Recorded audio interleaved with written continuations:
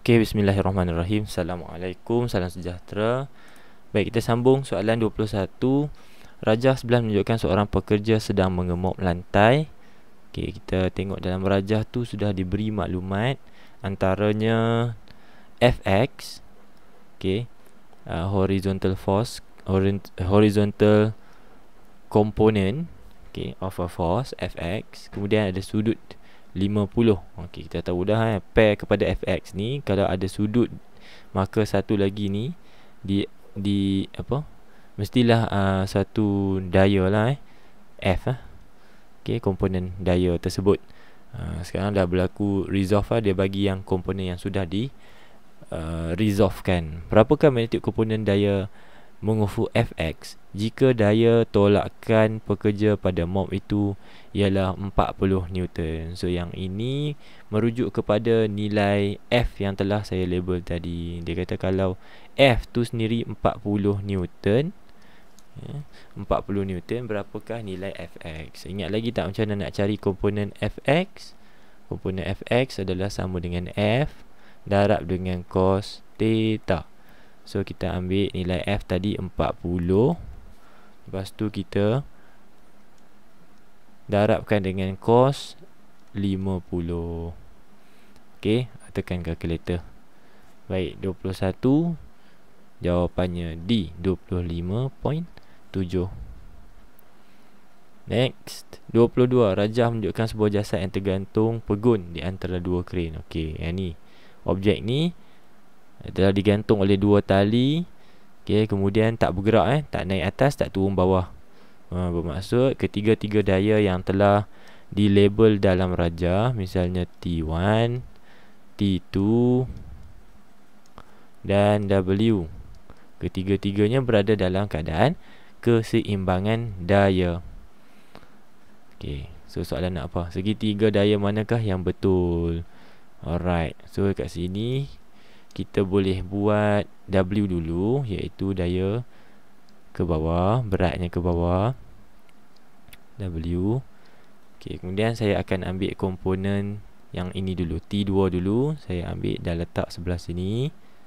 Arah yang sama, label yang sama, T2. Kemudian saya ambil pula T1, cantumkan dia di bahagian bawah, membentuk segitiga daya. So yang ni T1. Okey, kita tengok mana yang similar. Okey, yang ni ke atas, yang ni ke kanan. Okey, kita dapati the best answer adalah A. Semua arahnya betul. Ni ke bawah, T2 ke kanan atas, T1 ke kiri atas. Okey, selesai. 23. Rajah menunjukkan graf daya melawan pemanjangan dalam eksperimen menyiasat kekenyalan spring. Okey, ni Hooke's law lah kan. So kita dapati labelnya daya, Allah, aduh hai, kenapa ni? Daya, okey, melawan pemanjangan X. So ini graf, kalau kita nak tulis dalam bentuk simbol, graf F melawan dengan X, extension. Alright, diberi bahawa ada dua spring dan dua graf yang sedang diplot atas satu paksi yang sama. Kedua-duanya mempunyai kecerunan yang berbeza, yang mana kecerunan P adalah lebih tinggi dari kecerunan Q. Kita tengok situ kan. Ni lagi cerun ni, P ni. Kecerunan P lebih tinggi daripada kecerunan Q. Kalau belajar Hooke's law, kita dah tahu dah kecerunan untuk graf F melawan X membawa maksud atau diwakili oleh nilai K, iaitu pemalar spring, Springs constant. So kalau lagi tinggi kecerunan, lagi tinggi spring constant, lagi besar lah spring constantnya. So kita juga boleh conclude bahawa spring constant, pemalar spring bagi P, adalah lebih besar dari pemalar spring bagi Q. Okey, tengok soalan tanya apa. Yang tu kita baru nak ulang kaji sikit lah kan. So okey, tengok pilihan jawapan. Tengok pilihan jawapan. Nombor 1, spring P lebih keras dari Q. Okey, kita tengok balik ciri-cirinya. K untuk P lebih besar dari Q. Betul. K yang besar bermaksud stiffer, lebih keras. stiffer. P is stiffer than Q. Betul. Nombor 1 betul. Nombor 2, pemalas spring P lebih besar. Betul juga, tadi dah cerita dah. Spring constant untuk P greater than Q. Betul. Okey, nombor 3, kekenyalan spring Q lebih besar dari spring P. Kekenyalan apa maksudnya? Okey, so tengok balik pada graf dia lah. Kekenyalan spring Q lebih besar dari P. Kekenyalan ni, okey, baik. Kalau nilai K iaitu pemalas spring, okey, besar, nilainya besar, bermaksud stiffer. Stiffer ni keras, maksudnya kurang kenyal. Maka kalau K dia kecil, itu membawa maksud lebih elastik. Elasticity dia lebih tinggi, so lebih elastik. Betul lah. So Q, sebab Q, tengok graf dia, Q ni dia punya nilai K dia lebih kecil. Okay, K bagi spring Q adalah lebih kecil, bermaksud lebih elastik. Okay, yang keempat, tenaga keupayaan Q lebih besar dari P. Tenaga keupayaan kenyal ni kita boleh pakai formula setengah darab dengan F darab dengan X. Tenaga keupayaan kenyal. So senang ceritanya, F darab dengan X bahagi 2, iaitu area. So area, kita tengok area under the graph untuk P. Okay, area under the graph untuk P is this part, bahagian ni, iaitu setengah darab dengan 2 darab dengan 8. Setengah darab 2 darab 8, segitiga kan. Okay, bandingkan dengan Q, awak kira lah kan nilai dia, nilai yang awak dapat dari area tu. So ini untuk Q. Q pula area ni, area under the graph nya is this part, bahagian berlorek ni. Jadinya awak pun setengah darab dengan 4 darab dengan 8, which is bigger lah, lebih besar areanya. So area under the graph itu, yang besar itu menunjukkan bahawa tenaga keupayaan kenyal bagi Q lebih besar dari P. So jawapannya D. Saya tak pasti, saya tengok skema jawapan berlainan. So kalau ada pembetulan ke apa, beritahu. Mungkin ada pembetulan masa exam ke. 24, rajah menunjukkan set radas corong tisel yang disambungkan kepada sebuah manometer merkuri. Okey, ni manometer merkurinya dekat sini. Okey, tisel funnel dekat sini. Alright, soalan tanya apa? Soalan bagi tahu lagi ni. Apabila corong tisel ditolak ke dalam air, maksudnya tolak lagi bawah lah, bertambah kedalamannya, panjang X juga turut bertambah. Ni X is this length here. Beza ketinggian turus merkuri lah tu. Ni kan merkuri ni belah kiri kat sini, sebelah kanan kat sini. Sebab tu X tu di label macam tu. Difference of length between different height of the mercury level. Okay, dalam dua-dua tube. Apakah kuantiti fizik yang mewakili panjang X dalam manometer? So X ni dia tunjuk apa? Makin turun ke bawah, X ni jadi makin panjang. Itu menunjukkan bahawa X menunjukkan tekanan air, pressure in liquid atau water pressure. Okay, bila kita tolak tisel funnel ke bawah, kita sebenarnya sedang menambahkan kedalaman. So yang ni kedalaman awal. Bila tolak lagi ke bawah, kita tambah kedalaman. Ingat kedalaman kita ukur dari permukaan ke titik rujukan. So yang ni kedalaman bertambah. Bila kedalaman bertambah, menurut formula pressure in liquid, rho darab dengan G darab dengan H. Bila H bertambah, kedalaman bertambah, tekanan dalam cecair juga meningkat, bertambah. Okey, so selesai. 25, rajah menunjukkan budak lelaki sedang mengepam sebiji bola. Okey, kenapa tekanan gas boleh wujud? Okey, jawapannya kerana molekul tersebut berlanggar dengan dinding bekas. Okey, so molekul ni dia sentiasa bergerak secara rawak, betul, bebas, betul, tapi tak tepat. Dia memang sifat dia macam tu, gerakan Brown kan. Okey, bergerak dengan laju yang sama, betul, sebab tidak ada peningkatan kinetik energi kan. Tapi tak jawab juga soalan. Tidak menjawab soalan. So berlanggar dengan lidi bekas menghasilkan perubahan momentum, tak betul. Sebaliknya menghasilkan daya per unit luas.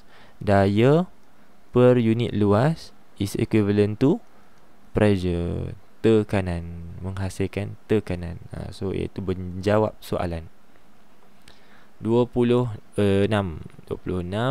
Sebuah sistem hidrolik ringkas. Tengok apa yang diberi dalam soalan. Pertama, daya pada omboh kecil 5 Newton.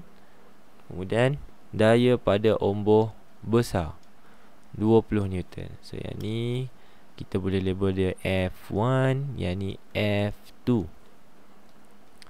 Okey, jika omboh, ni soalan dia, jika omboh kecil, luas omboh kecil adalah 1.5 cm cube, cube pula dah, square, yang ni area omboh kecil. Kecil kita label 1.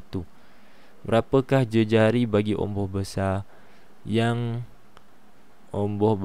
diperlukan untuk sistem hidrolik itu? Okey, sebelum nak dapat jejari ke apa ke, kita cari dulu area bagi omboh besar. So nak dapat A2, kita pakai formula untuk Pascal. Okey, ni formula dia. Kita cari A2. F1 tadi 5, F2 tadi 20. So 5 20. Ni area 1, ni area 2. Okay, so now awak tekan kalkulator untuk dapatkan A2. Okey, maka awak akan dapat area awak, area 2 sebanyak 6 cm square. Okey, soalan minta jejari. So now kita anggap bahawa it is a perfect circle. Omboh tu dia punya cross sectional area-nya adalah satu bulatan. Maka kita boleh buat persamaan, formula untuk bulatan lah. Area of a circle is pi r square. So soalan minta cari r ni. Cari r.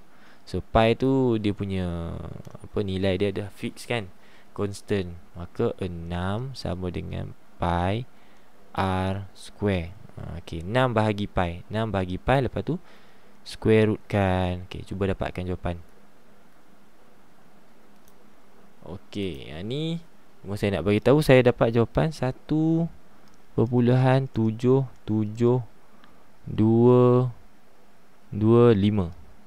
Okey, 25 apa dia? Sentimeter. Okey, sentimeter.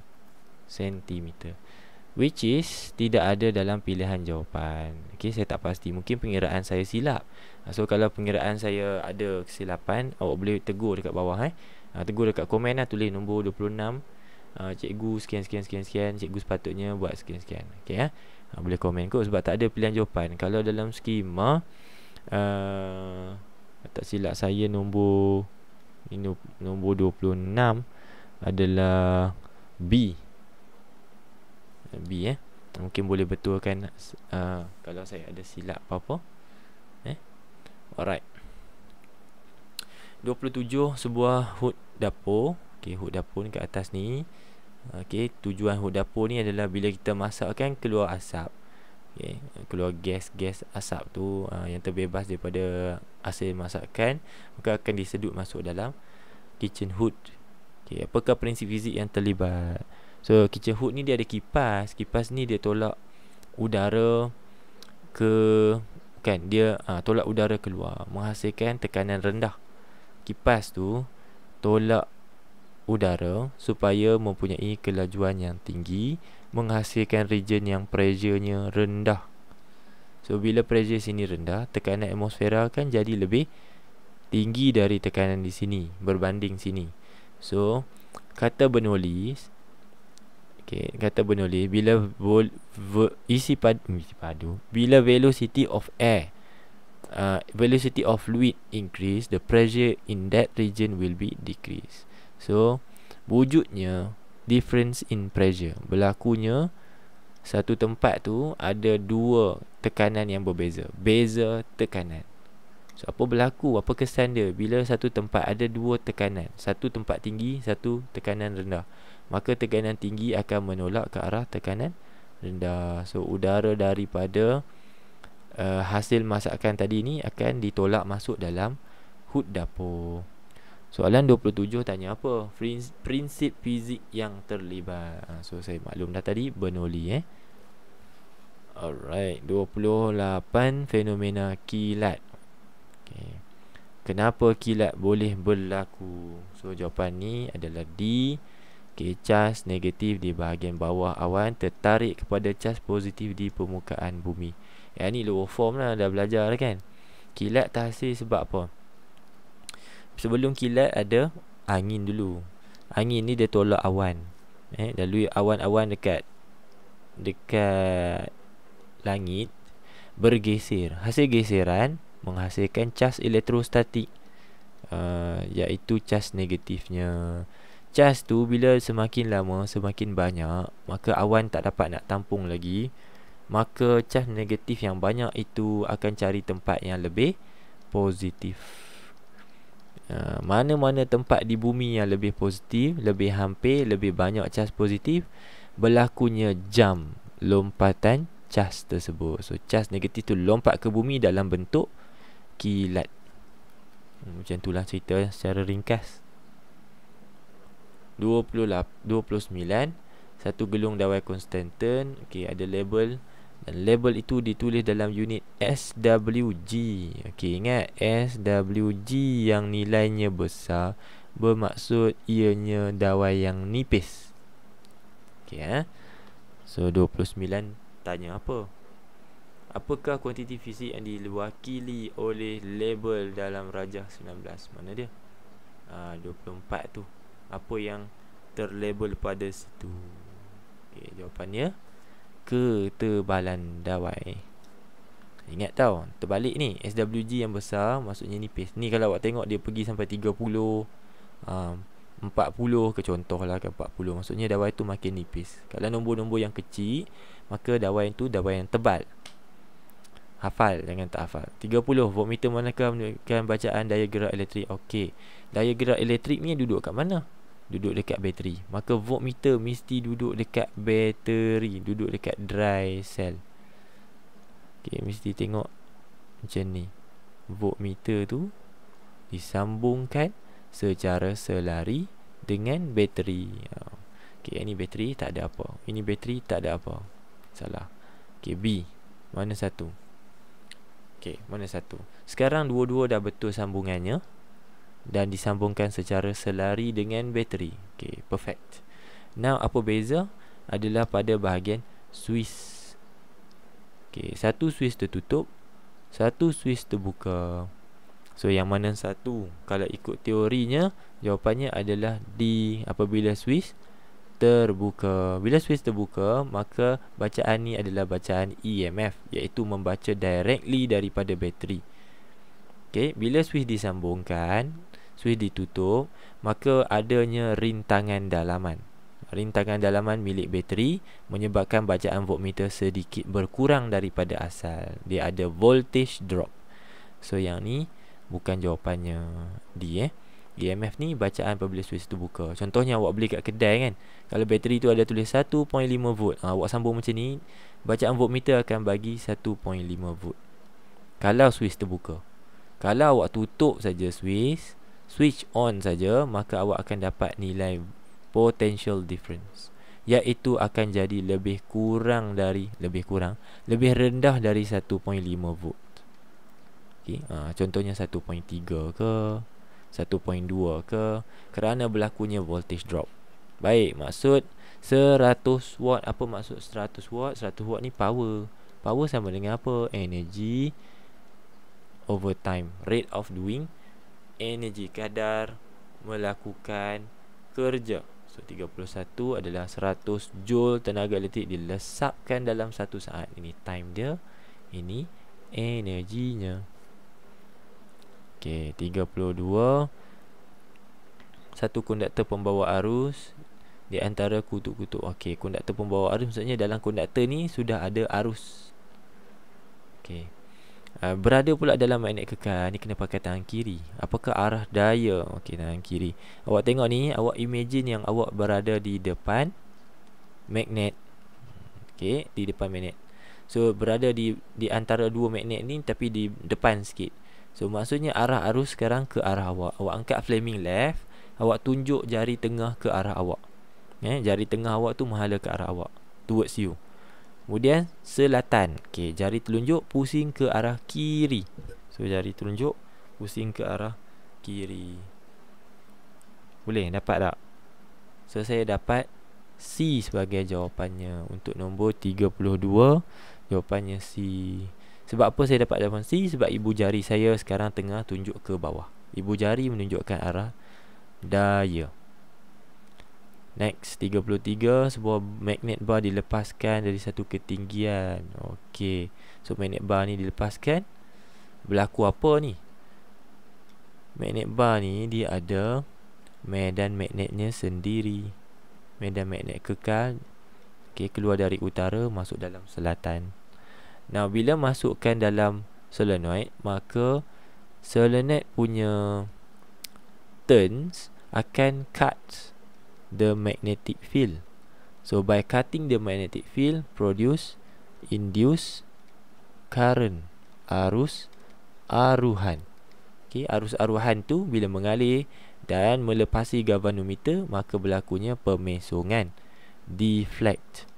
deflection of galvanometers needle. Deflection of galvanometer needles menunjukkan pertama ada induced current, terhasilnya induced current. Kedua, menunjukkan arah arus. Okey, arah arus aruhan tersebut. Baik, 33 ni. Okey, tindakan manakah akan menambahkan pesongan jarum? Okey. So pesongan jarum tadi saya kata sebab apa jarum galvanometer ada pesongan? Reasonnya adalah kerana ada induced current. So kalau nak pesong banyak, kalau pesongan tu banyak, bermaksud induced current juga banyak. Soalan tanya macam mana nak hasilkan lebih banyak induced current? Jawapannya must be, okey, pertama menukar bab magnet dengan magnet lebih kecil tak boleh. Tak ada kena mengena. Mengurangkan ketinggian, nanti dia potong pada kadar yang lebih rendah, tak boleh. Menyongsangkan kekutuban, tak ada kena mengena. Okey, kalau awak masukkan yang ni, dia masukkan apa dulu? Selatan dulu. Kalau songsangkan masuk utara dulu pun tak ada bezanya kalau ketinggian sama. So yang terakhir, menambahkan bilangan magnet bar. So kalau tambah bilangan magnet bar, bermaksud lebih tinggilah medan magnetnya. Lebih tinggi pula, medan magnetnya mempunyai kekuatan yang lebih tinggi. Okey. So medan magnet kalau bertambah kekuatannya, maka berlakulah lebih banyak pemotongan medan magnet, menghasilkan lebih banyak arus aruhan, menghasilkan lebih banyak pemesongan jarum galvanometer. Okey, D. 34. Transformer digunakan dalam penghantaran kuasa elektrik untuk mengurangkan kehilangan tenaga. Dengan, okey, macam mana nak kurangkan kehilangan tenaga dalam transformer? Jawapannya laminated iron core. Biasalah kan. Boleh check nanti, easy je tu.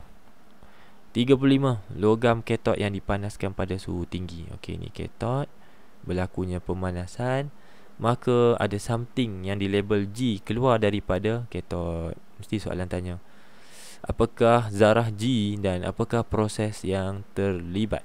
So 35 adalah D, berlakunya pembebasan elektron. Okey, nama proses thermionic emission. 36. Sebuah letar ringkas. Okey, kita tengok dia ada pakai automatic switch punya connection. Kemudian ada thermistor ataupun HDR, heat dependent resistor. Sebuah rintangan yang nilai rintangannya berubah mengikut suhu sekeliling. Okey, soalan tanya apa ni untuk 36? Soalan tanya apa? Apakah fungsi termistor? Okey, itu jawapan dia lah. 36A, mengesan perubahan suhu dan mengawal operasi transistor. So, kalau suhu meningkat apabila dalam keadaan panas, nilai rintangan termistor akan jatuh. Hafal tu.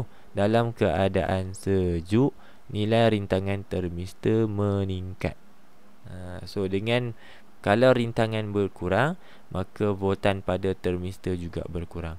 Kalau rintangan bertambah, maka voltan pada termistor juga bertambah. And the rest is, kita kena tengoklah ada tak IB yang terhasil. Kalau ada IB, IC boleh flow through, barulah alat penggera ni akan berbunyi. Okay, yang tu cerita lain lah kan. Kita tengok pasir lain lah kalau ada. Pasir pula. Kita tengok trial lain kalau ada. Baik, 37. Ada dua sumber yang sedang mereput, X dan juga Y. Lengkung reputan dia tu berbeza. Kelengkungannya, kelengkungan. Semalam soalan kelengkungan pening sorry, ada pembetulan kat situ kan. Tapi saya betulkan juga akhirnya. Baik, soalan tanya apa? Manakah benar? Okey, jawapannya adalah, cuba pause kalau awak saya rasa laju sangat ke, awak pause. Kadar pereputan sumber X Y lebih besar. Kadar pereputan Y lebih besar. Itu jawapan dia. Cuba kita tengok. Kita tengok Y ni, kalau dalam masa let's say kita ambil 2 minit. Okey, kita ambil 1 minit lah. Dalam masa 1 minit untuk kedua-dua pereputan kita tarik naik atas. Okey, rupa-rupanya untuk Y dia sudah pun mereput. Okey, dengan bacaan 15, 16, 17 counts per minute. Saya ambil di sini tau. Okey, tapi untuk X 20 counts per minute. Okey, bermaksudnya Y mereput dengan lebih cepat berbanding dengan X. Okey, mereput dengan lebih cepat. Saya guna perkataan cepat hanya untuk menggambarkan situasi dia. Tapi kalau jawapan, awak tak boleh tulis cepat. Cepat fast tak boleh. So awak akan guna kadar. Kalau cepat maksudnya kadar yang lebih besar. So betul lah, kadar pereputan Y lebih besar. Macam tu. 38. Satu proses pembelahan nukleus. Macam mana kita tahu pembelahan? Sebab kita tengok dalam rajah ada neutron yang dibombat kepada uranium-235. Lalu uranium-235 split, terbelah kepada barium dengan krypton, menghasilkan 3 secondary neutron plus energy. Right. Soalan tanya apa? Okay, soalan ada bagi neutron, uranium, krypton dan barium punya GSIM. Okay. Soalan minta awak cari hitung tenaga nuklear. Menurut Einstein, tenaga nuklear adalah hasil darab GSIM, cacat GSIM, dan juga C², iaitu hal laju cahaya kuasa 2. Okay. So dekat sini awak kena cari cacat GSIM-nya dahulu. Cacat GSIM ni macam mana? Awak kena tengok apa parentnya, bagaimana yang parentnya, bagaimana daughternya. So kita buat dalam bentuk persamaan lah. Uranium-235. Okay, uranium-235 is the parent. Okay, kalau tak nak buat persamaan pun tak apa. Okay, kemudian kita tengok daughter dia. Daughter dia adalah barium, krypton dan 3 neutron. Okay, so saya bulat guna pen biru. So barium, krypton, yang ni semua daughter. Kemudian neutron saya tulis darab 3. Kemudian saya bulat daughter juga. Kenapa saya darab 3? Kerana dalam equation ni, dalam reaction ni menghasilkan 3 secondary neutron. Nampak tak 3 biji? So GSIM-nya kena darab 3. Apa yang awak buat sekarang, step seterusnya adalah mencari cacat GSIM. Macam mana cari cacat GSIM? Awak ambil GSIM parent tolak dengan GSIM daughter. Lebih tepat lagi, jumlah GSIM daughter. Okey. So yang ni pun saya ada tertinggal satu benda, iaitu neutron. Okey, neutron kat sini. Neutron untuk uranium ni kita kena ambil kira juga satu lagi. So kena tambah dia pada bahagian parent. Okey, saya revise balik, iaitu jumlah parent tolak dengan jumlah jisim parent tolak dengan jumlah jisim daughter, yang D daughter. Okey, dah dapat jawapannya. Awak akan dapat dalam unit A.M.U. Okey, berapa nilai dia? Okey, so dah. Awak kena pause dulu video ni untuk dapatkan, untuk kira dululah. Okey, so cacat jisim saya dapat 0.186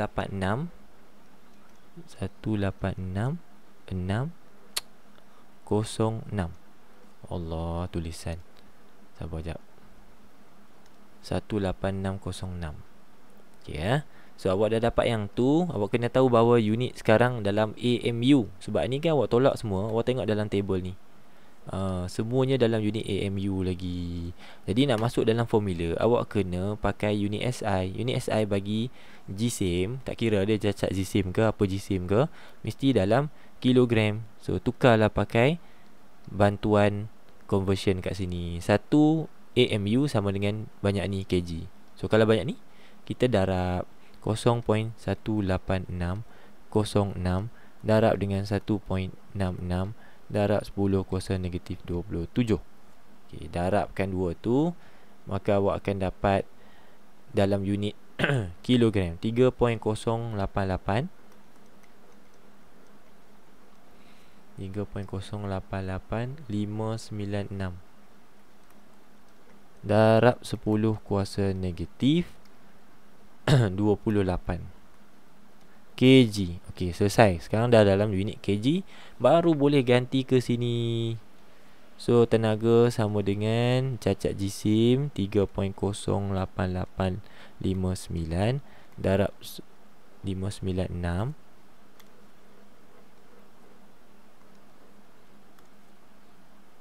darab dengan 3 darab 10 kuasa 8 hal laju cahaya kuasa 2. Okey, so dah tekan ni, InsyaAllah dapatlah jawapan dia. Okey, jawapannya D. Alright, next. Pernyataan manakah benar tentang spektrum selanjar? Okey, ni direct je lah. Spektrum selanjar maksudnya tidak ada jurang pemisahan. Continuous ni tak terpisah warna tu. Kita tak boleh distinct the difference between the two colours. Dia bersambung saja. Okey, dia ada lawan dia. Lawan dia adalah line spectrum. Lawan kepada continuous spectrum adalah line spectrum. Line spectrum ni, dia setiap line tu dia ada setiap warna dan produce ataupun carry certain energy, discrete energy. Okey, terakhir 40. Yang manakah benar tentang kesan fotoelektrik? Jawapannya A. Kesan fotoelektrik berlaku apabila elektron dibebaskan. Betul. Dari permukaan logam. Betul. Yang disinari dengan gelombang elektromagnet pada frekuensi tertentu. So kalau cukup frekuensinya, misalnya frekuensi foton lebih besar atau sama dengan threshold frekuensi, maka berlakulah photoelectric effect. Okey, kalau kurang tak berlaku. Kesan fotoelektrik tidak akan berlaku. Baik, itu sahaja untuk paper 1 Kedah. Jumpa lagi insya-Allah dalam video seterusnya. Terima kasih. Assalamualaikum.